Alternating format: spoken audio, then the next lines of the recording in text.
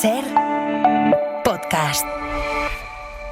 Estás escuchando el abierto de Hoy por Hoy. Cada día analizamos las noticias más relevantes de la actualidad, las claves políticas, económicas y sociales, con las voces de los protagonistas y los distintos puntos de vista de nuestros tertulianos.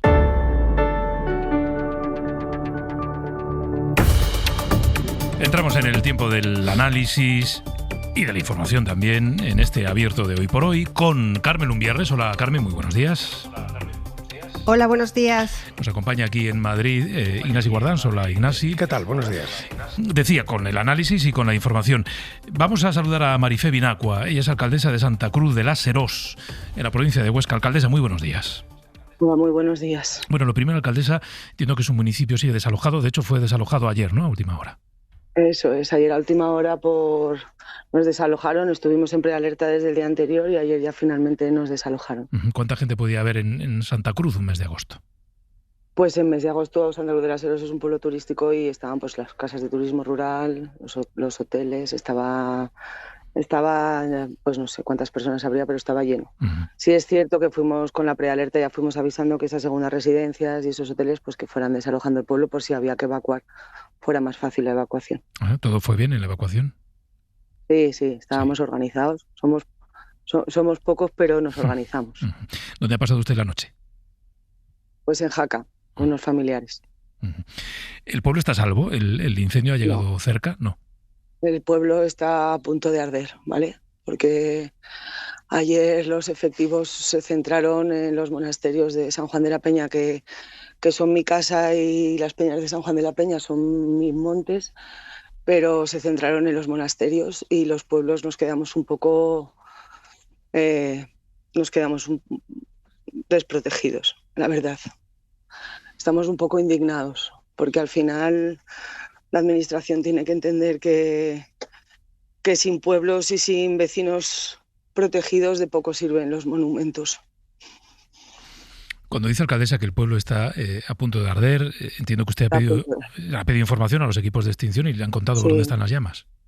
Sí, bueno, además, gracias a todos esos bomberos de la Comunidad de Aragón, han venido de Madrid, o sea, que están al pie del cañón, los agricultores de la zona que están desinteresadamente voluntarios, se han quedado en el pueblo a protegerlo. Y de primera mano sé que las llamas están muy cerca del pueblo. Un pueblo, por cierto, que tiene una iglesia del siglo X y un monasterio también del siglo XI, de las benedictinas, que parece que eso es lo de menos, pero bueno. Le iba a preguntar precisamente cómo es Santa Cruz de la Serós, para quien no lo conozca. Santa Cruz es un pueblo medieval donde doña Sancha, hija del rey Sancho Ramírez, decidió crear un monasterio y a raíz de ese monasterio pues se creó el pueblito que hay alrededor. La cuna de la corona de Aragón, al final. Claro, nos decía que ustedes están realmente muy cerca, ¿no?, del monasterio de San Juan de la Peña. Yo me he criado en el monasterio de San Juan de la Peña. Mi familia procede de ahí. Una de mis primas fue la última en nacer en el monasterio de San Juan de la Peña. Entonces mi vinculación con el monasterio de San Juan de la Peña y todas esas peñas que me han visto crecer es infinita. ¿Cómo es el entorno, alcaldesa? Además del pueblo, o sea, naturalmente las imágenes son tremendas, las que estamos viendo de cómo el fuego ha ido avanzando y quemando el monte alrededor de su pueblo. Pues es que es devastador, pero no solamente es mi pueblo, porque están los pueblos de alrededor, que como estaban los medios de extinción en los monasterios, pues está Binacua, Astuey, Arbués, Bailo, ahora Santa María de la Peña, todos los pueblos de alrededor están otra vez en peligro. Entonces el paisaje, el panorama es desolador y ya no sabemos qué hacer. Ya solamente que toca esperar y que esperemos que las casas no se nos quemen, la verdad. Es lo único que pedimos ya. ¿Le han contado, alcaldesa, qué esperan sobre la evolución del fuego? ¿Cuáles son los pronósticos? Pues ahora tengo una reunión con el CECOPI a las 9 y ahí te informan un poco de cómo es la noche y la evolución, los vientos, el tiempo y los medios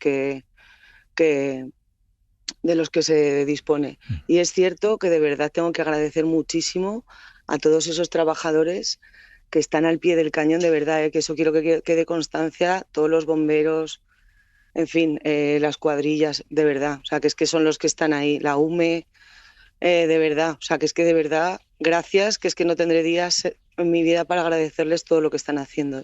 Y a los agricultores también. Pues le vamos a dejar que se prepare ya para esa reunión del CECOPI. Marifé Binaco, alcaldesa de Santa Cruz de las Heros. Gracias por habernos atendido. Gracias a vosotros. Creo que ya puedo saludar a Carla Turró en Barcelona. Carla, buenos días. ¿Qué tal? Buen día, Pedro. Ahora sí, perdona, que no habíamos conectado a tiempo todavía el cable. Carmen Lumbierres, nos decías antes de las 8 menos 10 que tú eres de Huesca, que conoces bien esos monasterios que estaban en peligro, que conoces bien la zona. El testimonio de esta alcaldesa yo creo que es muy significativo, ¿no?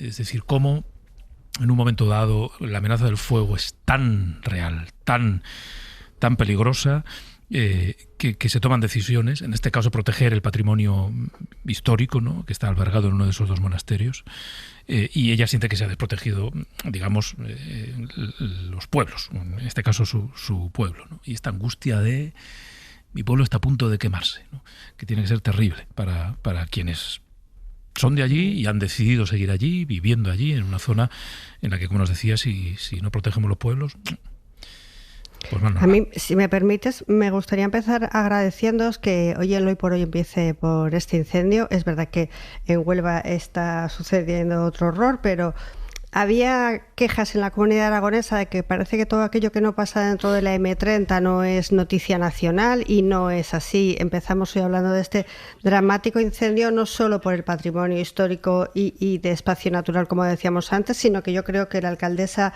Marifé Binaco lo explicaba perfectamente. Es que Santa Cruz de las Heros está en las faldas del monte, o sea, no hay un término intermedio para poder parar el fuego, no hay una zona de huertos, no hay una carretera grande que pueda hacer de cortafuegos, sino que si el monte baja hasta el pueblo se quema. Y se quema la iglesia, como ya estaba diciendo, la iglesia románica y el centro benedictino, pero es que se queman las casas, porque es un núcleo muy pequeño que está todo alrededor de la iglesia.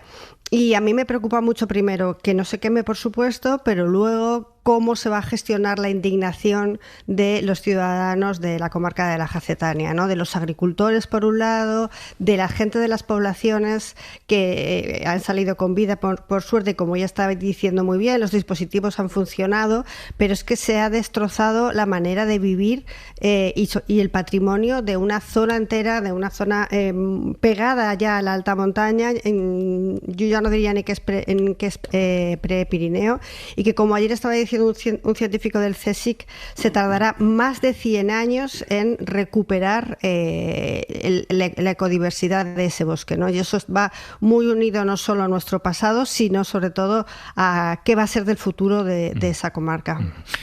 Ahora cedo la palabra tanto a Ignasi como a Carla, porque queremos sumar un testimonio más. Lo ha mencionado y lo venimos mencionando desde primera hora de la mañana. Las imágenes de ayer, de la lucha contra el fuego, dejaron un elemento singular en este incendio, que fue la lucha contra el fuego y contra la amenaza al patrimonio, ¿no?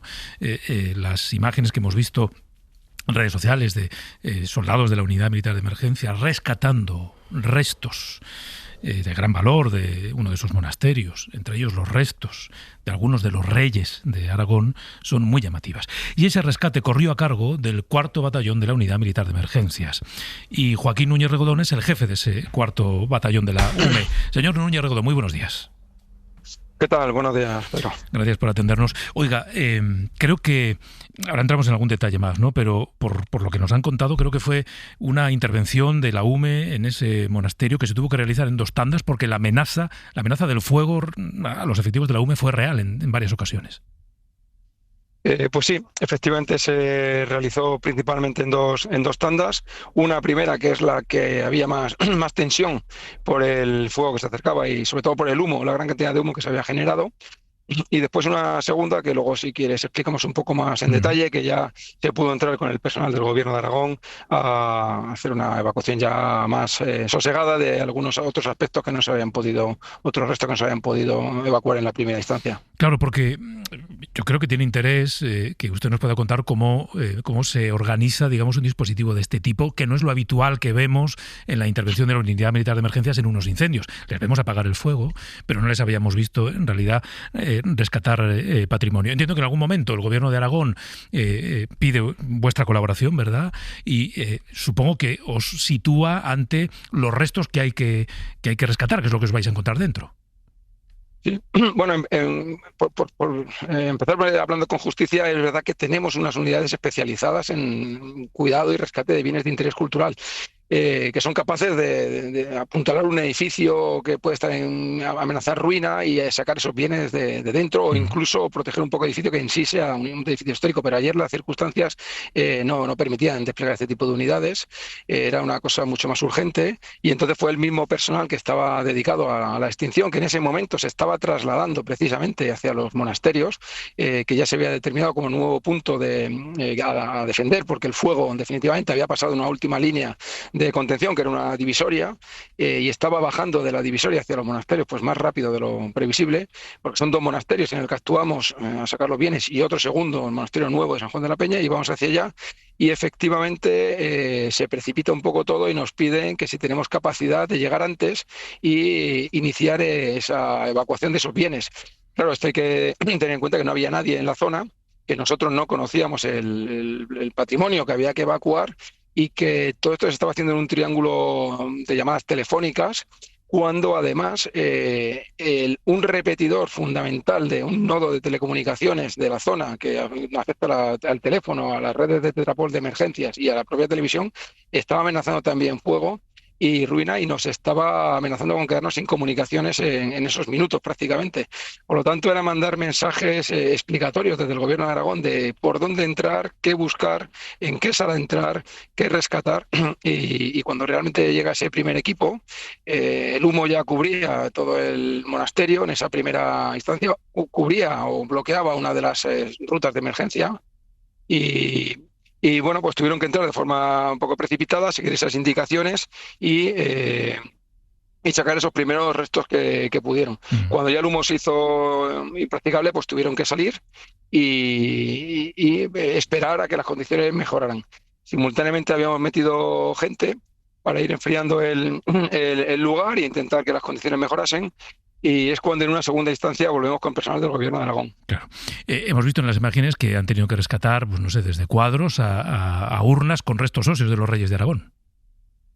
Sí, efectivamente, se sacan desde esos restos óseos de los primeros reyes de Aragón, de Ramiro I, Sancho Ramírez o Pedro I, y otros reyes posteriores. Se saca un traje mortuorio del conde de Aranda, y se sacan otra serie de restos, la verdad, de gran valor para la historia y el nacimiento prácticamente del reino de Aragón. O sea, que la verdad que había mucho interés por parte de todo el dispositivo, de todo el Gobierno de Aragón y los aragoneses en su conjunto, claro, de mantener estos restos. Y por eso digo que posteriormente entramos en una segunda fase ya más organizada, con una defensa del punto ya más organizada, y pudimos entrar con el personal del Gobierno de Aragón, que ya fue más no solamente a evacuar, sino a intentar proteger dentro, claro, en cavidades que hay en las cuevas, otros restos que se iban a permanecer allí. Y luego incluso, bueno, hay una tercera fase donde ya durante la noche hemos estado trabajando en la zona, tanto en los propios monasterios como en las rutas que dan acceso a los monasterios. Por su valor histórico, tiene interés saber si los monasterios ya han quedado, digamos, protegidos, libres del fuego. Pues aún 100% no se puede decir que lo estén. Es verdad que el monasterio viejo, por ser un monasterio enterrado en la propia roca, tiene una cierta protección, pero realmente, bueno, por una parte está enterrado en la roca, pero por otra la vegetación densa de la montaña está muy cerca al monasterio. Y luego tiene unos techos de madera que cubren unas bóvedas históricas, y entonces realmente el fuego sigue estando en esa zona. Esperemos que probablemente lo acabará superando, y esperemos que sin entrar en ninguno de estos monasterios. Nosotros hemos estado junto con otros dispositivos de emergencia esta noche en esa zona, y bueno, una de las prioridades claras marcadas, no por la dirección de extinción, sino desde el nivel más alto, es que esos edificios, ese patrimonio, pues hay que permanecer en la zona y organizar la defensa el tiempo que sea necesario. Estamos bien organizados, creo que no será un problema en el medio plazo, pero permanecemos allí y el fuego sigue en las inmediaciones. Los vídeos que tengo de esta mañana se ve todavía humo en todas las inmediaciones, frente activo que irá creciendo durante el día. En fin, no está todavía asegurado completamente. Pues Joaquín Núñez Regodón, jefe de este 4º Batallón de la Unidad Militar de Emergencias, gracias por su relato, que yo creo que ha sido muy descriptivo de su operación de ayer. Gracias y muy buenos días. Muy buenos días, muchas gracias. Bueno, Carla Ignasi, me llamaba la atención. Es verdad que a través del testimonio de la alcaldesa anterior hemos encontrado esa zona de conflicto, ¿no? Entre una alcaldesa diciendo yo quería que protegieran mi pueblo, las casas, el lugar donde vive la gente, Ignasi, pero decidieron acudir a proteger el patrimonio. Claro, supongo que en una situación crítica hay que tomar decisiones, ¿no? Sí, obviamente sería muy frívolo aquí andar a evaluar los criterios con los que se priorizó claro, una cosa por delante de otra, qué información tenían, cuál era la situación, cuál era la urgencia. Es decir, yo entiendo por supuesto, y empatizo totalmente con el dolor de la alcaldesa y la sensación de, oiga, ¿por qué se han ocupado de eso antes que de mí, ¿no? Pero bueno, no, mucho respeto por la decisión que se tomó, y si hay que evaluar pues cómo se hace en otro momento ya se hará, ¿no? Efectivamente, es importante lo del patrimonio cultural. Al final todo es patrimonio, ¿no? O sea, decía la alcaldesa también, claro, se va a tardar 100 años en recuperar. Patrimonio es esa hacienda que hemos recibido, ¿no? O sea, digo, por utilizar la expresión casi de la RAE cuando habla de patrimonio, ¿no? Y entonces, claro, ese patrimonio arqueológico, el patrimonio paisajístico, 100 años va a tardar. Eso yo conozco esa zona, los Mayos de Riglos, que son los que desde Barcelona pues lo visitan muchas veces, ¿no? Toda esa zona ahí que es preciosa, y efectivamente el patrimonio histórico cultural, ¿no? Que bienes de interés cultural, y por tanto claro que hay que protegerlo porque eso es tremendo que hubiera desaparecido, ¿no? Entonces, que está delante un monasterio, lo que se puede hacer, son decisiones que tendrán que tomar. Yo felicito a la UME por haber tenido esa iniciativa. No sabía que tenía una unidad propia, aunque no sea la que se haya puesto aquí en juego. No, para mí es yo he trabajado en temas de patrimonio cultural y me parece un descubrimiento saber que tenemos esa unidad en ese caso. Y efectivamente yo creo que aquí lo que nos está recordando es una vez más cómo estos fuegos pues se acercan cada vez más al hombre, por decirlo así. O sea, que en el pasado hemos tenido fuegos que afectaban a zonas muy despobladas, que provocaban ciertamente dramas en gente muy, muy, muy concreta, pero claro, cada vez más pues afectan, por decirlo así, intereses más colectivos, lo cual lo único que hace es quizá aumentar la alarma, aumentar el sentido de responsabilidad colectiva que tenemos todos. Y algo más en la descripción que nos hacía el jefe de este 4º batallón, ¿no? Como un fuego de estas dimensiones acaba provocando situaciones de estrés en la gestión, ¿no? Es decir, hay que tomar decisiones, las hay que tomar rápidas, hay varias amenazas simultáneas. La amenaza es interesantísimo, eso que ha dicho, perdóname, es un tema muy práctico del que de repente tenía la sensación que se podían quedar sin comunicaciones, porque efectivamente si en una zona como esa te salta la antena, pues claro, no van con Starlink. La UME no sé si va por ahí con Starlink. Creo que no. Es que coordinar, esa es la realidad de las cosas, ¿no? Bueno, Carla, y ahora nos vamos a policía. Carla. Por eso a mí me parecía también muy relevante el testimonio, porque creo que pone de manifiesto, por un lado, el estrés y los peligros incluso que uno asume cuando trabaja en determinados terrenos, ¿no? Y en segundo lugar, porque cuando los recursos son los que son, hay que tomar decisiones, aunque no siempre sean fáciles, ¿no? Es evidente, yo creo que todos los que han perdido o que hemos visto perder nuestro paisaje sabemos que cuando se pierde eso, se pierde mucho más, ¿no? Y yo me acuerdo cuando era pequeña y se quemó justamente la zona en la que yo vivía. Era un momento en el que sirvió de alguna manera para poner en marcha todos los nuevos planes y la innovación, digamos, en términos de extinción. Y creo que lo que está pasando hoy, y me parece relevante, y es lo que nos dicen los expertos, es que esos sistemas de extinción servían hasta que la atmósfera ha empezado a cambiar, ¿no? Y que de alguna manera hay que ir a la raíz del problema y, por lo tanto, asumir que necesitamos ecosistemas sanos, terrenos trabajados, etcétera, etcétera, en la línea de lo que apuntaba la alcaldesa, porque ya solo los sistemas de extinción no nos van a servir ante lo que tenemos enfrente. Claro. Pero es interesante este relato que hacía el jefe del batallón de la UME, ¿no? Que era... Estábamos yendo a esa zona a apagar el fuego, a intentar apagar el fuego, a intentar que el fuego no avanzara. Mientras estamos yendo nos dicen que hay patrimonio que rescatar, pero además nos avisan de que hay una torre de comunicaciones que está en peligro y que si cae esa torre, en realidad no es que la gente no pueda llamar por teléfono, que también, es que nosotros como Unidad Militar de Emergencias no podremos comunicarnos y, digamos, coordinar el operativo. Es muy descriptiva esta situación de tensión máxima provocada por el fuego. Esto es lo que provocan también los grandes incendios. Hoy por hoy noticias. Ser podcast. Carmen. Sí, nada, brevemente, es que me lo están diciendo continuamente ahora los vecinos de la zona, que me gustaría volver a reivindicar la labor de los agricultores, que a veces se les ha demonizado en otros incendios o en el comienzo de otros incendios por la gestión de sus campos, y realmente han sido imprescindibles para ayudar a la UME, sobre la que no tienen más que agradecimientos, para ayudar a los servicios de extinción de las diputaciones, para intentar parar que llegue el fuego a sus pueblos, porque son sus sitios de vida, llevan centenares de años dedicados a cultivar ese terreno, son sus tierras y las están intentando también defender y colaborar activamente. Es verdad que se ven las palabras de la alcaldesa, y es que es verdad que hay esta dicotomía de tener que elegir, porque ya lleva 5 días ardiendo el monte, hay que recordarlo, 5 días, y probablemente es muy difícil hablarlo, estoy con Ignasi, pero a lo mejor habría que haber previsto una perimetración ni que sea los centros históricos,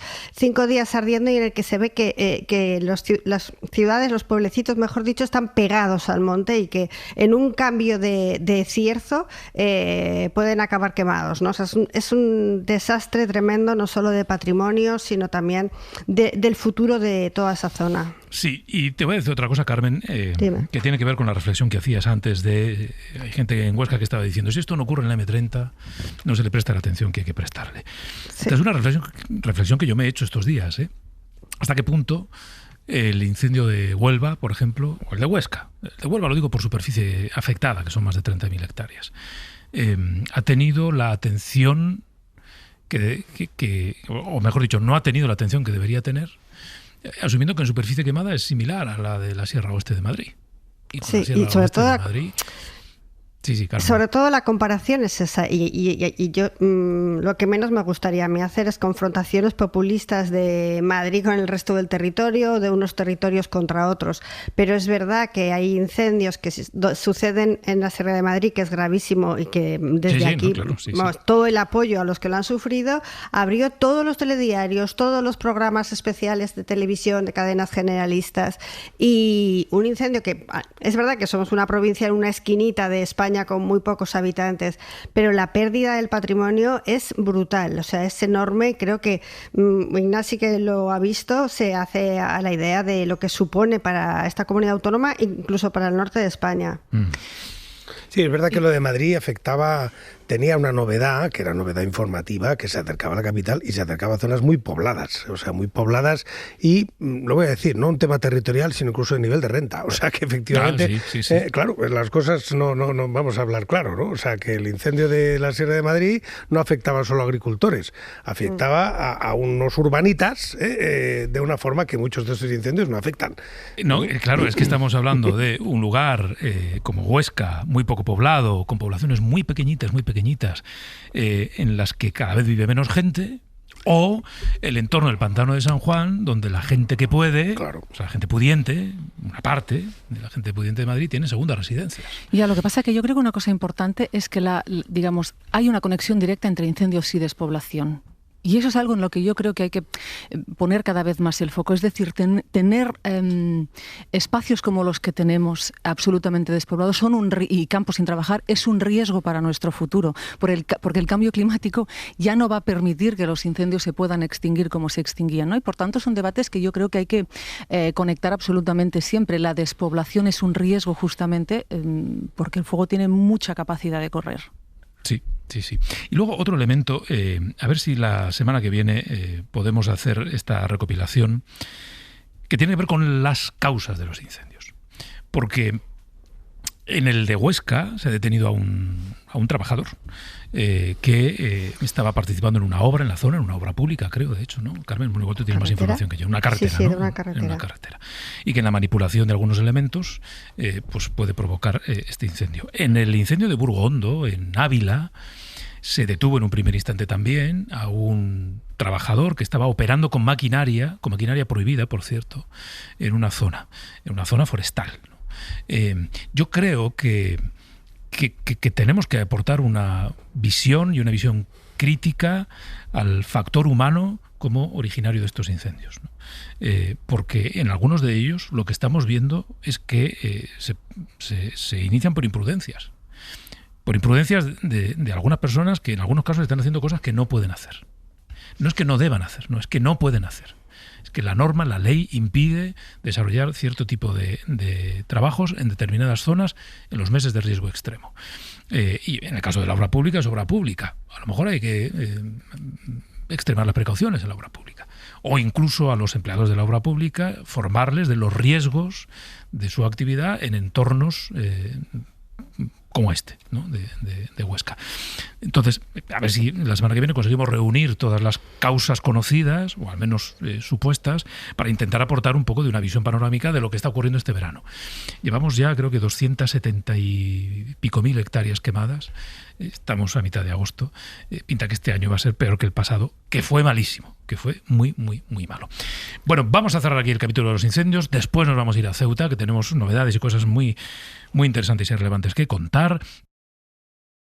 Vamos a marcharnos hasta Ceuta. Está por allí Nicolás Castellano. Nico, hola de nuevo. Hola de nuevo, Pedro. Bueno, estás en concreto además en las afueras, ¿no? Junto al cementerio musulmán de la ciudad de Ceuta. Nos contabas a las 8 de la mañana que, digamos, el proceso para enterrar a las 82, esa es la cifra definitiva, 82 víctimas mortales recuperadas del mar y que han sido, digamos, identificadas, no, solo 6, pero que han tenido todo el proceso de autopsia en Ceuta, ese proceso para enterrarlas está a punto de comenzar dentro de horas o días. Sí, lo que estamos haciendo, Pedro, es un seguimiento de esos fallecidos 15 días después, esos 82 muertos, que es la cifra oficial de cierre tanto de autopsias como del procedimiento de esta crisis migratoria. Se espera que hoy la funeraria acuda al juzgado para recibir las primeras licencias de enterramiento. Los autos de inhumación ya se han hecho por parte del juez.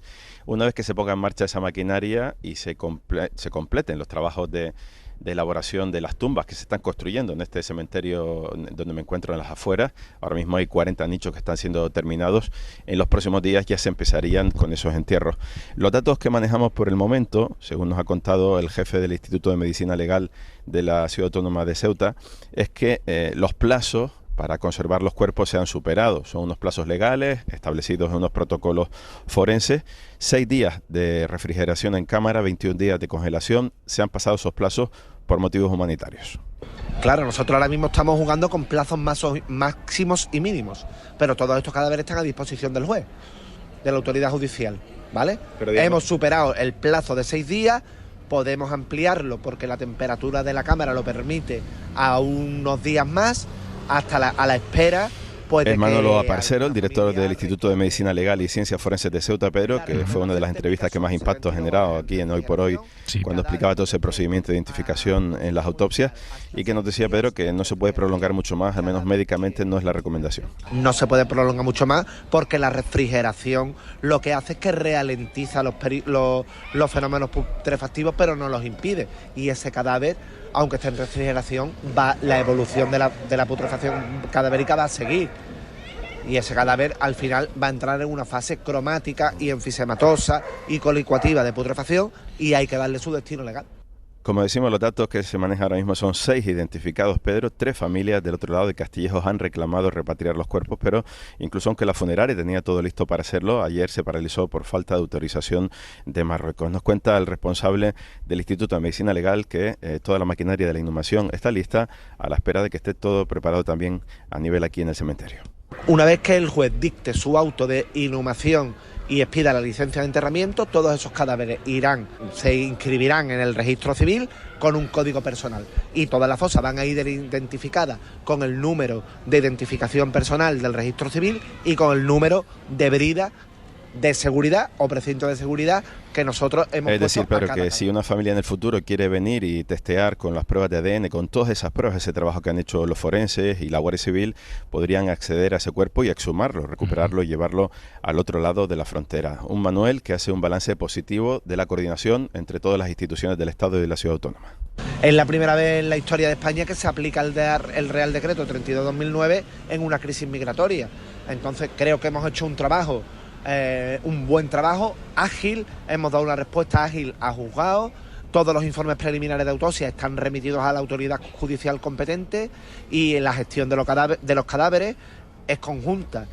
hasta que mixta entre la autoridad judicial y después las autoridades sanitarias. Y creo nos contaba Manuel Aparcero también, Pedro, que todas esas huellas, todos esos datos han sido compartidos con Marruecos y que en base a su base de datos policial podrían identificarse más cuerpos en los próximos días.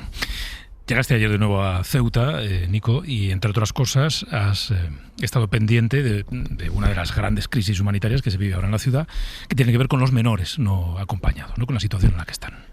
Sí, todavía, Pedro, seguimos sin saber 15 días después cuántos niños y niñas entraron y cuántos han quedado, cuántos siguen en la calle. En todo caso, se están cruzando muchos datos. Save the Children ayer te contaba más de 4.000. Sí. Y en la Asociación de Vecinos hablan del Príncipe hablan todavía de más de 4.800. Asistimos a un reparto en el que llegan incluso chicos que habían sido exmenas, que ahora hacen vida plena en nuestro país. Allí nos encontramos con Abdelmalik, una semana después nos dice que están deportados. La situación sigue lo mismo, estamos aquí desbordando el Príncipe y el delegado del gobierno está diciendo que quedan 1.100 personas, son mentiras. Y todos los ministros que han venido a Ceuta son mentirosos. Abdelmalik cree que hay muchísima más gente en la calle. De hecho, el Príncipe sigue habiendo presencia de muchos adultos y jóvenes por todas partes. Estamos también en esa cancha donde están las niñas, 260 que cuidan ahora mismo esos voluntarios de la Asociación de Vecinos a la espera de pasar al sistema público. La ciudad autónoma está haciendo esfuerzos, ha abierto varios colegios, intenta acelerar la afiliación, pero de momento esas 260 niñas siguen en esa cancha. Ahí nos encontramos, Pedro, con Mohamed El Harrak. Bueno, mi nombre es Mohamed El Harrak, pertenezco a la asociación Enmena. Y bueno, somos 3 jóvenes que al fin y al cabo conocemos el contexto, hemos venido de la misma situación y bueno, hemos sentido la vocación, las ganas y la motivación de venir aquí a acompañar a los chicos, a las chicas, a la familia. Mohamed El Harrak es un ex-MENA, cruzó con solo 9 años esta frontera en el interior de un camión, él vivía al otro lado y se ha sentido interpelado por la situación de estos niños en la calle. Dice que los objetivos es prácticamente eso, darles de comer y acompañarles y escucharles. Efectivamente, nuestro objetivo actualmente es que los chicos, las chicas y las familias tengan algo que llevarse a la boca, estén también en un espacio seguro, tengan a personas a las cuales poder refugiarse, poder contarle un poco su Mohamed miedo. Pedro estaba estos días hablando con los niños, lo vi tener una empatía especial porque él dice que se llevó muchas palizas de la gendarmería, de los policías marroquíes cada vez que intentaba cruzar la frontera, que lo intentó muchas veces y que finalmente lo consiguió eso. Cuando tenía 9 años fue uno de los MENAs, menores extranjeros no acompañados, que es un término que se ha basurizado, pero que es un término administrativo, uno de los MENAs más jóvenes que cruzó a España hace prácticamente 20 años. Yo soy de Lagache, me crié en Tánger, llegué aquí a los 9 años, debajo de un camión, he pasado por muchos centros de acogida, actualmente soy trabajador social y como te comenté anteriormente, mi vocación, mi motivación y mis ganas es un poco contribuir a que estas personas tengan una vivienda digna, tengan algo que llevarse a la boca, puedan formarse.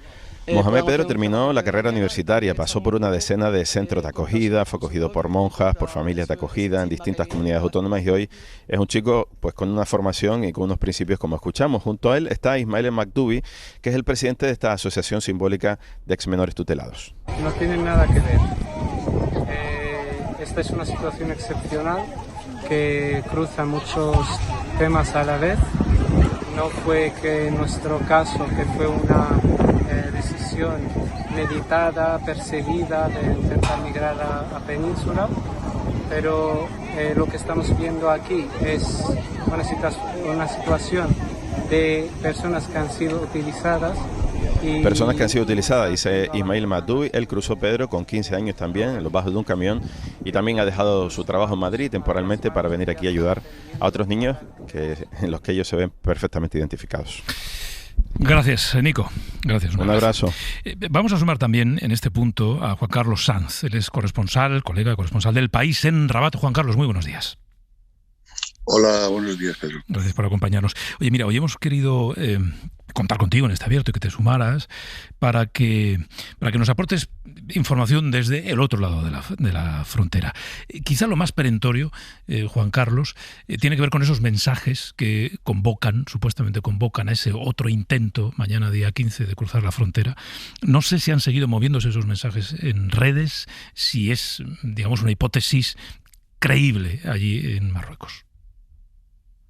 Sí, las autoridades están en estado de alerta en la zona de la fronteriza con Ceuta, en concreto en la localidad de Feriduc, que es el antiguo Castillejos bajo el protectorado español en el norte de Marruecos. Hay un estado policial de alerta y de seguridad que se ha ampliado también a patrullas marítimas y de los informes que llegan desde la zona indican que se han reforzado con concertinas de nueva planta, alambradas, barreras que llegan hasta el mar. O sea, hay un blindaje en estos momentos de la frontera ante la expectativa de que mañana pueda haber una nueva avalancha realmente muy superior al que se observaba el 30 y el 31 de julio. Claro. Y, por supuesto, las autoridades también están muy, muy pendientes de las redes. Como decíais, de hecho, el ministro del Interior el miércoles se informó de que había habido varias detenciones, no cifró el número, pero en la prensa se habla de docenas, por personas que están incitando, animando, divulgando mensajes que puedan interpretarse como inmigración irregular o ilegal, como se dice en Marruecos, que está penado según la legislación marroquí, ese tipo de mensajes en redes sociales. Sí que hay actividad, los expertos denotan pues un gran movimiento en redes sociales. Sin embargo, la zona de carreteras de frontera, yo me encuentro ahora en Tánger y estoy camino de Castillejos para llegar en torno a mediodía para poder ver sobre el terreno la situación, pero no parece el mismo aluvión, el mismo desplazamiento masivo que se produjo el 30 de julio pasado. Claro. Es relevante una de las cosas que dices. Si establecemos comparaciones, y a veces la comparación sí es una unidad de medida, esta vez hay una presencia policial y del ejército y de medidas, digamos, físicas de protección de la frontera que no hubo a finales del mes de julio. La presencia es muy superior. Por supuesto, había fuerzas de seguridad en torno a la frontera, como siempre las hay. Lo que ocurre que en aquel momento, pues como ya contamos, se inhibieron, no actuaron, hicieron la vista gorda de alguna forma, pero la explicación oficial que dio el Ministerio del Interior días más tarde es que no se podía intervenir contra una masa de gente tan grande sin riesgo de producir daños graves. Entonces, esa es la explicación oficial. Sin embargo, pues bueno, otras instancias del gobierno dicen que sí que se ha participado, sí que se ha cubierto, que bueno, todos pudimos ver cómo entraban por el Tarajal, por el Espigón, por masas enormes de personas toda la noche del 30 al 31. Hasta se ha hablado de 70.000, 80.000 personas, ¿no?, que han cruzado la frontera de forma regular. Juan Carlos, yo quería preguntarte también, porque creo que es muy útil tu punto de vista, vives allí, conoces muy bien ese país, ¿qué cobertura, qué relato se está haciendo fundamentalmente en los medios de comunicación marroquí sobre lo que pasó en Ceuta y sobre todos los días que han sucedido? En Marruecos se está haciendo mucho hincapié en el retorno de los menores. Esto es una novedad, porque hasta ahora no era un tema que estuviera encima de la mesa, fuera de las ONGs o de sectores humanitarios, ¿no? Ahora sí que hay una aparente voluntad. Habló un alto portavoz del gobierno en declaraciones a la agencia EFE, exponiéndolo, repitiendo una oferta que ya le planteó el presidente canario Clavijo en 2024. Ahora también el Ministerio del Interior ha reiterado esta misma posición oficial y sí que se habla ahora, por ejemplo, en la prensa hoy mismo se habla de que hay negociaciones entre España y Marruecos sobre este aspecto.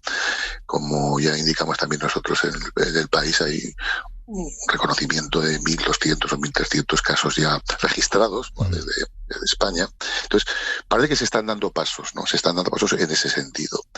Y luego, respecto a los no mayores de edad, a los migrantes económicos o los que no puedan ser, o migrantes que puedan tener un derecho de asilo, como los subsaharianos, pues eso tendrían que seguir el cauce habitual, ¿no?, de devolución administrativa. Entonces, son comentarios sin que haya habido una declaración oficial clara en este sentido, ¿no? Ya.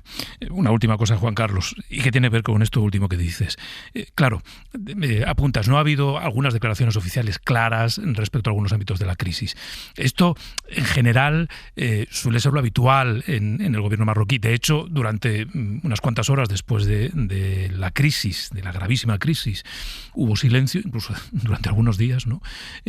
Como si no tuviera nada que decir o como si, bueno, en fin, aquello fuera en realidad un problema más de España que de Marruecos. Pero digamos que lo de ser transparentes o ser locuaces a veces no va con el gobierno de Marruecos. No, Marruecos tiene su sistema donde la comunicación está muy centralizada y por eso fluye con mucha dificultad de la información oficial, los comunicados. Hasta el domingo por la tarde, el domingo ya 2 de agosto, no hubo una primera comunicación en la cual quedara claro cuál era la posición del Ministerio del Interior. Tardaron pues 4 días, ¿no?, en hacerla pública. Y eso, algunos medios marroquíes también se hicieron eco de que ese silencio pues podía interpretarse pues descoordinación, crisis interna dentro del gobierno. Estamos en vísperas de unas elecciones, el 23 de septiembre. Hay políticos como el ministro de Justicia que tiene expectativas de ser el partido más votado, el que lidera, que están pues realizando muchas declaraciones sobre la supresión de las extradiciones, sobre el tema de la marroquinidad de Ceuta y Melilla, que es una constante dentro de lo que es la opinión pública marroquí. Entonces, todo hay que hilarlo también en el sentido de la política interna marroquí, de alguna forma. Claro. Juan Carlos Sanz, corresponsal del País en Rabat, dejamos que sigas de viaje hacia Castillejos. Gracias por acompañarnos esta mañana. Buenos días a ti, a vosotros. Gracias. Hoy por hoy noticias. Ser podcast. Venga, miremos a la situación en Ceuta, y en Marruecos. Por empezar por lo último, Carla, lo que nos contaba el corresponsal del País en Rabat, el colega, sobre lo que está ocurriendo en Castillejos, sobre la comparación de lo que está ocurriendo ahora y lo que ocurrió entonces. Yo creo que es tan evidente. Bueno, ahora voy a Barcelona, que todavía no tengo la conexión. Digo que es tan evidente, Ignasi, empiezo por ti, que esta vez sí que ha habido una reacción, ¿no? La está viendo. Sospecho que esta vez esto de que iba a haber una movilización mañana, bueno, es menos creíble. Hay un seguimiento, una monitorización que se suele decir, ¿no?, que yo creo que seguro que ejerce de elemento disuasorio, pero en todo caso esta vez sí que se está viendo lo que no se vio entonces, ¿no? Incluso por Juan Carlos decía, ha habido detenciones y algunos medios dicen que decenas de detenciones de gente que animaba en redes a hacerlo.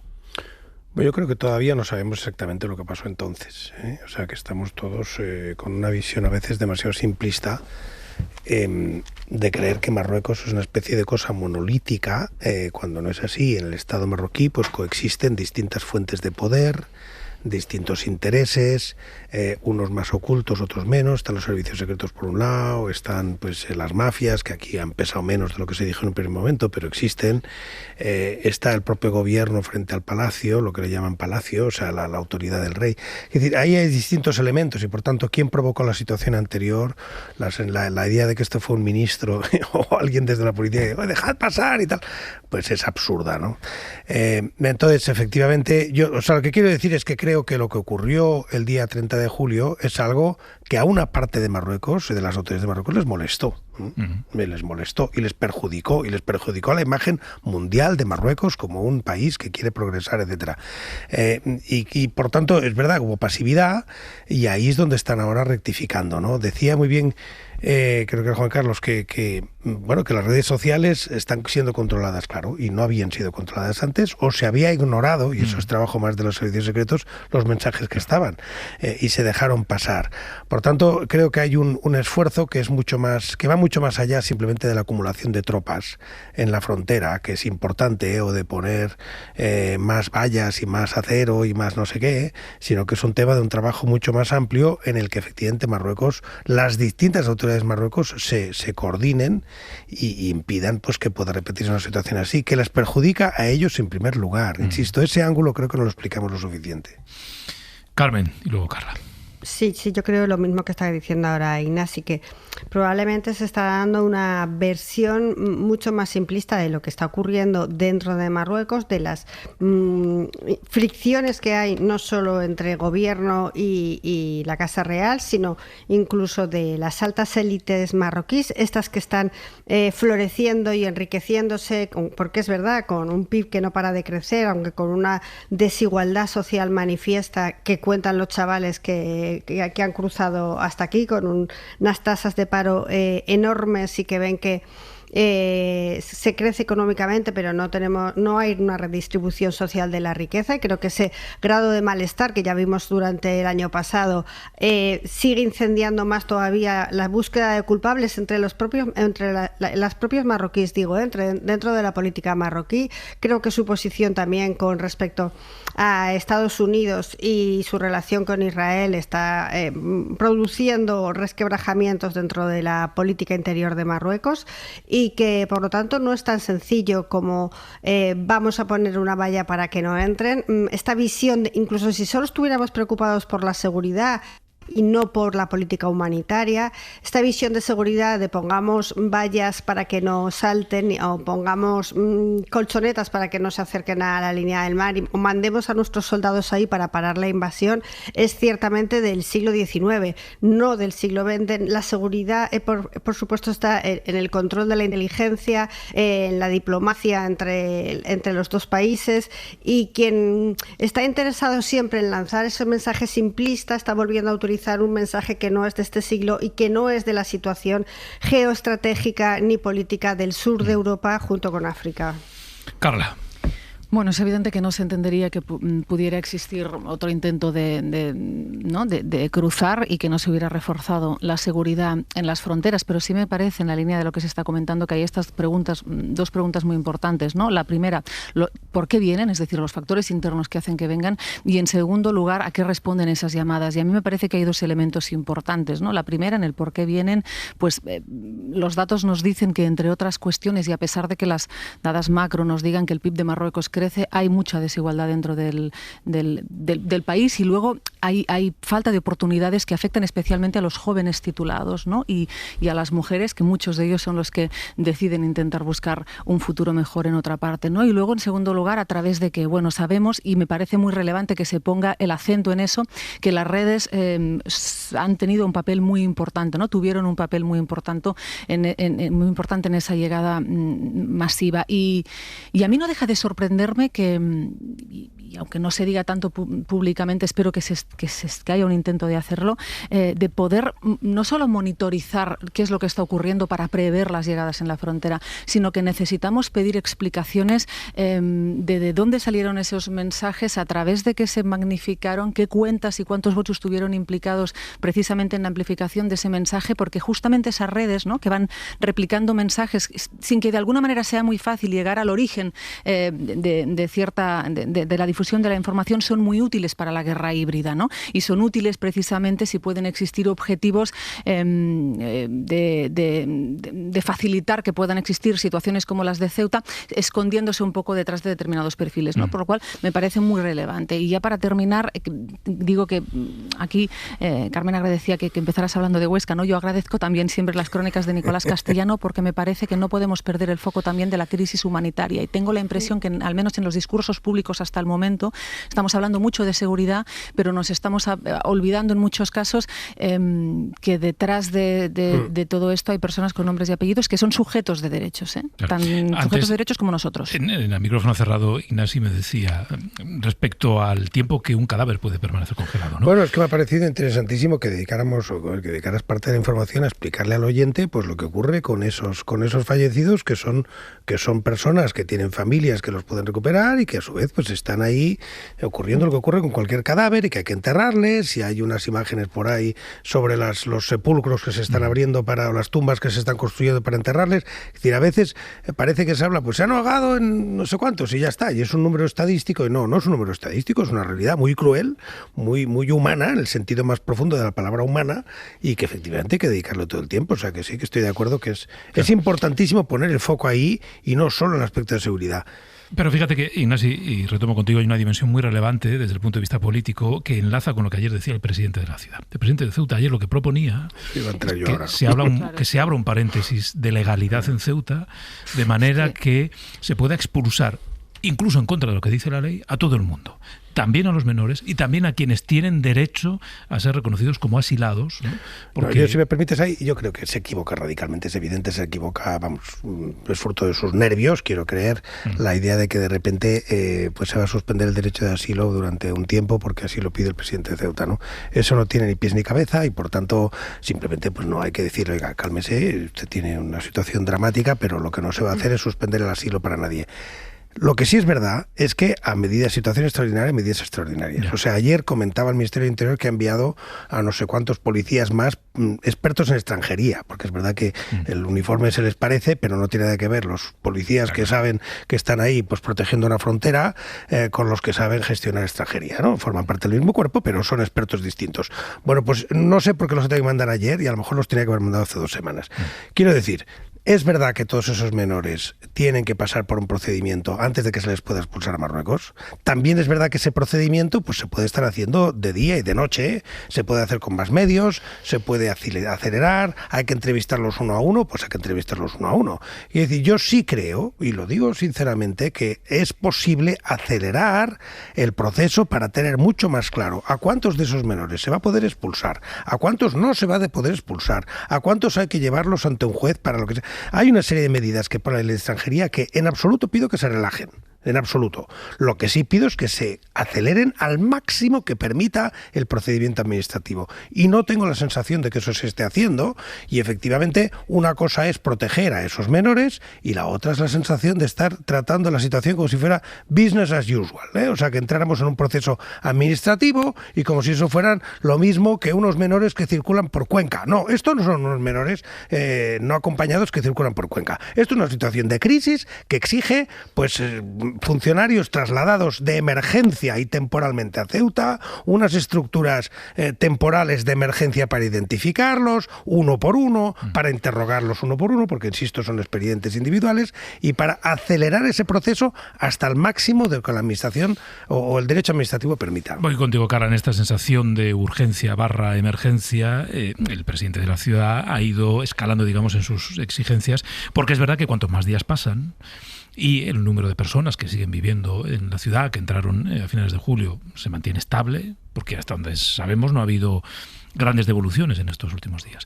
Pues la convivencia se va tensando y esto ya lo estamos viendo, Carla. Y es evidente que hacen falta recursos, ¿no? Y hacen falta recursos porque las propias entidades están diciendo, oye, estamos desbordados, porque incluso hay entidades que están hablando del riesgo de una crisis sanitaria, es decir, la voluntad de los médicos es infinita, pero es infinita, no quería decir, es enorme, pero no es infinita, y porque, como apuntaba Ignasi, ¿no? Tiene que poder existir un refuerzo para agilizar determinados trámites. Pero a mí, cuando se habla de este paréntesis de legalidad, o sea, vamos a poner palabras, la propuesta es: vamos a incumplir durante un rato la ley, porque la ley es clara en ese sentido, ¿no? Antes que echar de determinadas maneras al personal, hay que garantizar si hay personas que tienen derecho a asilo, porque provienen de países en guerra, etcétera, etcétera, y los menores tienen una especial protección. Y concretamente, en el caso de los menores, cuando la propuesta es vamos a expatriarlos, lo que vemos cuando cogemos los datos de los últimos años es que hay poquísimos casos que son difíciles y que además, en el caso de Marruecos, no se retornan menores porque la propia Fiscalía dice que no han encontrado colaboración por parte del gobierno marroquí, con lo cual a mí no me deja de sorprender esta escalada. Yo entiendo la tensión que existe en quien gestiona ese territorio y por eso hay que poner recursos para agilizar. Pero la solución no puede ser en ningún caso incumplir la ley. Y en este sentido a mí me interesa conocer la opinión del Partido Popular, ¿no? Porque me parece que no podemos perder de vista lo que decíamos antes, ¿no? Que estamos hablando de seres humanos y me parece que determinadas propuestas, cuando llegamos a decir que se puede incumplir la ley para unos cuantos, creo que hemos antes deshumanizado a esos cuantos que, por lo tanto, tienen menos derechos y menos derecho a derechos de los que podemos tener tú y yo, ¿no? Voy contigo, Carmen, pero por añadir un elemento más que tiene que ver con cómo se afronta esta crisis humanitaria. Lo que nos contaba Nico antes es que hay 200 y pico niñas menores de edad atendidas en una campa, ¿no? Por voluntarios de las asociaciones de vecinos, que es quien está dando la cobertura humanitaria a mucha de la gente que está mal viviendo en la ciudad. Asociaciones de vecinos, que no hablamos de la administración, que no hablamos de la ciudad autónoma, que no hablamos del Estado. Perdona, es que es sospechoso que España, que se ha podido movilizar no solo para atender a las crisis humanitarias aquí en España, si nos acordaréis cuando repartíamos bolsas de comida por el aire, que no fue una solución muy útil en Gaza, no esté interviniendo en proteger a esas mujeres y a los menores en general, bueno, y a las personas que están ahí, dándoles un cobijo, una carpa temporal, una alimentación no distribuida por las ONGs, sino por el Estado. Luego, que no oigamos más el pueblo defiende al pueblo, por favor, porque claro, es que este tipo de actuaciones que a mí me parece que es deliberadamente o que es una decisión deliberadamente tomada de dejar este periodo de transición, de limbo, en el que parece que ocuparse de las personas que están ahí es un asunto que se ha desplazado para que así actúe de manera disuasoria para decir que no es tan fácil entrar en España, que no es fácil entrar y quedarse, y que se ha trasladado totalmente el discurso al problema de la crisis de soberanía. Y así lo demuestra la visita de los ministros, de los últimos ministros a Ceuta en toda esta semana, desde Álvarez, Robles o Marlaska o Bolaños, que solo hablan de crisis de soberanía. Nadie está hablando de cómo hacemos frente a esta crisis humanitaria. Yo creo que el susto inicial de la entrada por tierra de nuestros vecinos marroquíes y de los que estaban ahí esperando de parte de subsaharianos nos hizo a todos entrar en una situación como de pánico en el que solo se hablaba de la integridad de las fronteras, de la soberanía española, de que no se vulnere, y dejamos de lado esa parte humana que es fundamental, como también estaba diciendo ahora Carla, y ahora es muy difícil volver a retomar esa percepción de estamos hablando de seres humanos como usted y como yo, que los estamos dejando ahí al albur de su suerte. Es que incluso creo que se pueden combinar las dos cosas. Quiero decir, la presencia de soberanía, y entiendo esa sensación de los ciudadanos de Ceuta, ciudadanos y ciudadanas que piden más presencia de España, no es solo una presencia militar. España es mucho más que sus soldados y que sus policías y que su Guardia Civil, y por tanto creo que efectivamente ese refuerzo de la atención humanitaria pública, sanitaria pública, recordando que todos los servicios de sanidad de Ceuta dependen directamente del Ministerio de Sanidad, es importante recordar eso, tendría que ser mucho más visible, y por tanto efectivamente toda esa situación de emergencia, de asistencia de emergencia a los menores y a esa situación tendría que ser visible, que se pueda ver en cámara. No sé cómo decir, oiga, usted trabaja para los medios, no solo para los medios, pero es verdad que se tiene que palpar y que efectivamente eso también es soberanía. Soberanía no es solo reforzar la frontera, soberanía es que haya un hospital de campaña en este momento, probablemente anclado allí, dando atención y anclado en el puerto. Es decir, yo no voy a entrar en los detalles logísticos, no soy yo quien para proponerlos, pero sí me gustaría ver una situación de emergencia que se ocupe efectivamente de esa situación humanitaria, y creo que eso no es del todo separable de esa sensación de presencia de España, si lo podemos llamar así. A ver, pero yo creo, Ignacio... Con brevedad, Carmen y Carla. Que creo que es justo la imagen que quiere evitar el gobierno. O sea, ahí está. Si lo que estoy diciendo es crítico. Tener ahí acogimiento, totalmente. Carla.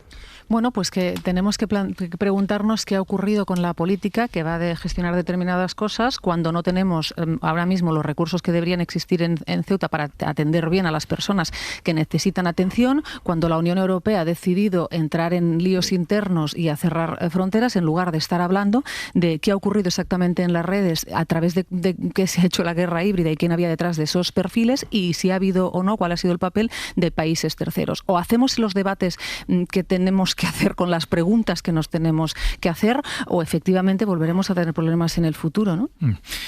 Quiero que hablemos de turismo, que esto es algo que me llevo planteando ya unas semanas, a partir de aquella manifestación multitudinaria en Palma de Mallorca, ¿no?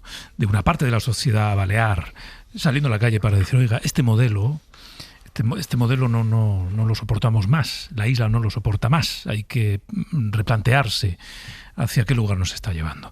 Quiero que saludemos a nuestra compañera Mamen Municio, en Mallorca. Hola, Mamen, buenos días. Hola, Pedro, buenos días. Hola. Quería hacer contigo una radiografía del turismo allí en Baleares, cómo ha aumentado el número de turistas que visitan las islas en las que tú vives en los últimos 5 años y los efectos. Sí, pues el mapa del turismo en Baleares, lo cierto es que es el de una comunidad, el de un archipiélago en el que en los últimos años, en especial en el último lustro, se ha multiplicado de manera excepcional quienes nos visitan. Contraponiendo datos, en 2019, el año antes de la pandemia, las islas islas recibieron 16,5 millones de turistas y el año pasado cerramos con un récord de 19, pero este año las previsiones son de 20 millones de turistas anuales. Esto es, hablamos de cómo el turismo multiplica 15 veces la población local, lo que se sitúa en el archipiélago, un contraste demográfico y de presión turística entre los más intensos del mundo. Y esto tiene sus efectos. Ha ido en aumento en los últimos años el hartazgo de la población, no contra el turista en sí, sino en contra del modelo económico que ha derivado en una crisis de la vivienda, expulsando residentes que han visto cómo pagan ahora más por una habitación de lo que antes pagabas por una vivienda entera, el incremento de personas que viven en caravanas o cómo médicos, profesores o policías no quieren venir destinados a las islas por estos elevados precios de la vivienda, además de la tan hablada gentrificación y pérdida de identidad. Hay saturación en la red de transporte público y, por supuesto, atasco en las carreteras y sus efectos en los recursos naturales como el agua y las playas emblemáticas. Además, también hay que decir que lo que hace la población es que ha pasado de quejarse de manera silenciosa, como bien comentabas, a protestar, ¿no? Los colectivos están exigiendo de forma urgente limitar el número de vuelos, de coches de alquiler o de plazas turísticas. ¿Cuál fue o cuál ha sido, Mamen, el punto de inflexión?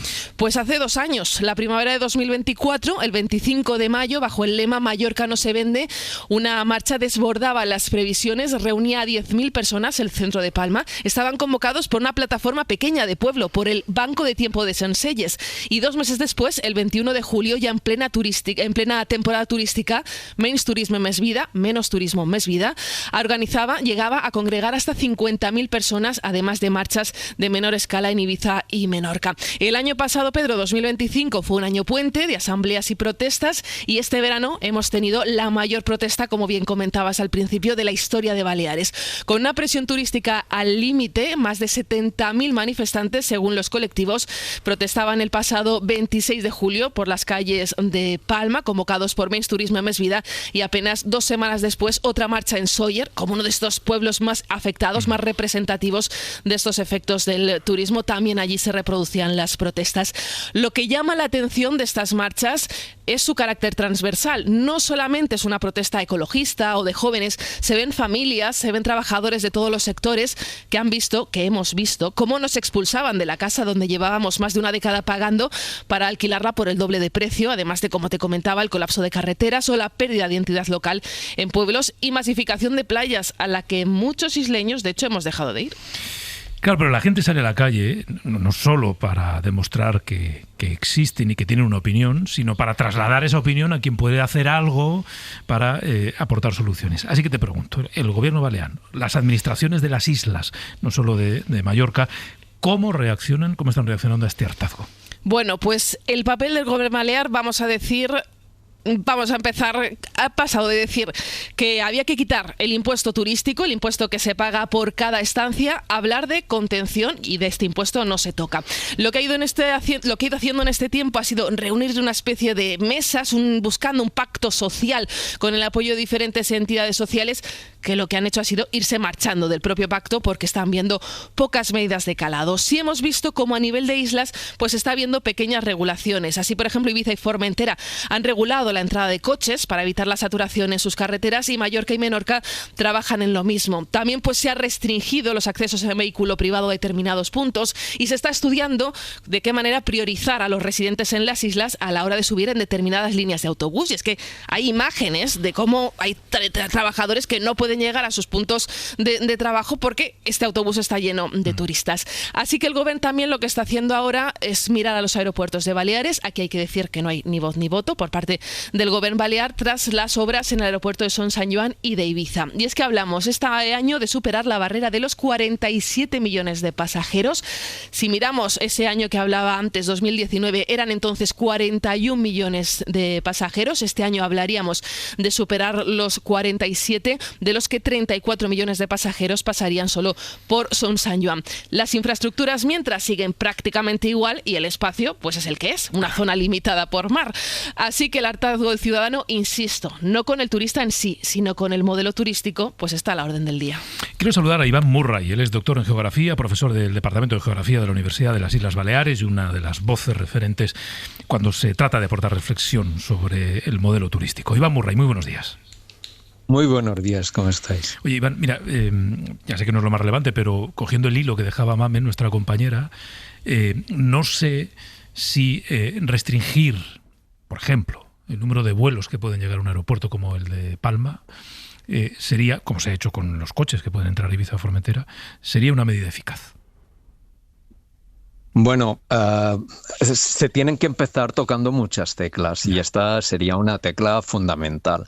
Además, hay que tener en cuenta que se están llevando ampliaciones espectaculares, lo que nos sitúa en una situación cada vez de mayor vulnerabilidad. Hay que tener en cuenta que el transporte aéreo tiene sus días contados por el final del petróleo, que está a la vuelta de la esquina, y también por un contexto de cambio climático espectacular.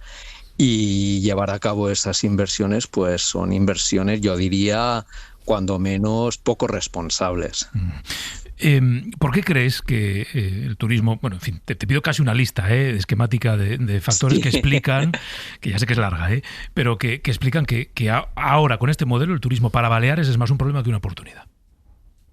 Bueno, se ha pasado de un sistema de producción turístico que convivía con otras formas de producción y cada vez ha ido tomando un matiz, podríamos decir, de carácter más rentista, mucho más vinculado a las dinámicas financieras, y eso lo que ha hecho ha sido prácticamente tratar al archipiélago balear como una gran plataforma de la cual extraer rentas. Y eso se ha ido extendiendo por todo el cuerpo social y por todo el territorio, y se ha pasado de una situación en que la producción turística estaba localizada en determinados, zonas, sobre todo costeras, y afectaba a determinados colectivos sociales muy asociados a esas zonas costeras, a extenderse por todo el territorio. Y prácticamente cualquier rincón de las islas es una potencial unidad de producción turística. Y eso ha ido generando una bola de nieve, ¿no?, a partir de la cual se van esperando sacar mayores rentas un año tras el otro, muy similar a lo que pasó con la burbuja inmobiliaria, que decían que no explotaría nunca, pero luego acabó explotando con el colapso de Lehman Brothers, ¿no? Por tanto, ya hace años que venimos señalando esta burbuja turística que va afectando prácticamente a todas las actividades. Incluso, por ejemplo, se habla del tema de la vivienda, que es el principal eje de desigualdad y de conflictividad en las islas, pero otro eje importante también es el que afecta a los alquileres de locales comerciales, que vemos cómo se van expulsando bares, cafeterías, comercios locales, etcétera, etcétera, porque se van disparando, los alquileres de una manera espectacular. De un año para el otro, a lo mejor, si se termina el contrato, te pasan de pedir 2.000 euros, 2.500 al mes, a pedirte 6.000, 6.500, ¿no? Y eso pues va generando un proceso de expulsión colectiva. Claro, si hubiese que emprender un camino a la inversa, ¿no?, hacia atrás, si hubiera que desinflamar esta realidad, este modelo, el número de personas que llegan cada año a Baleares, que cada año aumenta, ¿en qué punto, si es que hay algún punto en el que tú crees que el modelo sería sostenible? Bueno, eso es una utopía ahora mismo aquí, pero debemos empezar por algunos puntos. El punto principal aquí en las islas es el vinculado a la vivienda. Sí. Luego hay que tener en cuenta que más o menos un 35% del parque de la vivienda en Baleares son segundas residencias o están, vacías. Más o menos a un 50%. Luego todo ese parque tiene que movilizarse, pero claro, de este parque, una parte sustancial está vinculado al alquiler turístico. Se habla mucho de luchar contra el alquiler turístico ilegal, pero es que se tendría que ilegalizar una parte muy sustancial de ese alquiler turístico para poner la vivienda a cumplir su función social, ¿no? Y esa sería una de las patas. Otra de las patas importantísimas es reducir la capacidad de acogida de estas islas, y eso pasa por reducir los slots de los aeropuertos de las Islas Baleares, ¿no? Ahí, cuando de manera paradójicas se han ido ampliando estos últimos años, tanto el aeropuerto de Palma como el de Ibiza. Bueno, el de Ibiza está en proyecto, ¿no? Eso se tendría que paralizar inmediatamente y empezar a tirar hacia atrás. Y al mismo tiempo, la llamada tasa turística, pues una función importante que debería cumplir sería la de crear un fondo destinado a la desturistificación de la economía balear, es decir, para fomentar una diversificación de nuestra economía. Porque lo que hemos visto es que tras cada crisis, y cuando Mamen lo explicaba era clarísimo, tras cada crisis y tras la crisis de la COVID, lo que ha pasado desde los años 60 ha sido que se ha ido intensificando la especialización turística de nuestra economía en nuestra sociedad. Y eso nos ha ido llevando hacia un callejón sin salida, haciendo que nuestra sociedad sea cada vez más vulnerable. Y eso lo vimos muy claramente durante la COVID, donde la economía balear y la canaria fueron las más sacudidas en términos económicos y sociales. ¿Por qué? Porque se paralizó todo. Claro. Tengo un minuto más, pero te voy a trasladar la pregunta que muchos te trasladarían posiblemente en Baleares, sí, de quienes no tienen digamos, sentido crítico sobre el modelo. Sería, o sea, lo que te podrían decir, bueno, si es que lo que está proponiendo es que matemos nuestra gallina de los huevos de oro, que es la única que tenemos. Sí, y yo les diría que hay que ir matándola, no, pero controlándola bastante. ¿Por qué? Pues porque las previsiones que digamos que tenemos en la mano es que este modelo no puede perdurar ad infinitum y mucho menos seguir expandiéndose, sino que lo que tenemos que hacer si queremos perdurar es ir contrayéndolo. ¿Por qué? Porque el petróleo quedan para unos más o menos 48 años. El cambio climático está aquí y lo vamos viviendo cada día. Es más, recientemente este verano han salido una información de Eurostat que dice que cada vez más ciudadanos europeos, sobre todo del centro y norte de Europa, particularmente los escandinavos, prefieren quedarse a realizar las vacaciones en sus países que no venir al sur de Europa. Y eso hay que empezar a pensar en todo ello. ¿Cómo podemos ser más resilientes, más fuertes para hacer frente a pues las turbulencias que ya están y que se van a agudizar? Pues desturistificar y diversificar, empezar a ser un poco más complejos. La naturaleza, cuando más compleja y diversa, más fuerte es, más resiliente. Pues lo mismo las sociedades humanas. Bueno, o sea, ser más complejos con una solución que también es compleja. Iván Murray, doctor en Geografía y profesor del Departamento de Geografía de la Universidad de las Islas Baleares. Gracias por habernos acompañado esta mañana. Muchas gracias a vos. Bueno, me habría gustado comentarlo con vosotros, pero he gestionado mal el tiempo. Así que lo dejo para otra oportunidad. Carmen, Ignasi, Carla, muchas gracias a los tres. Un abrazo. Y hasta la semana que viene. Adiós. Para no perderte ningún episodio, síguenos en la aplicación o la web de la SER, Podium Podcast o tu plataforma de audio favorita.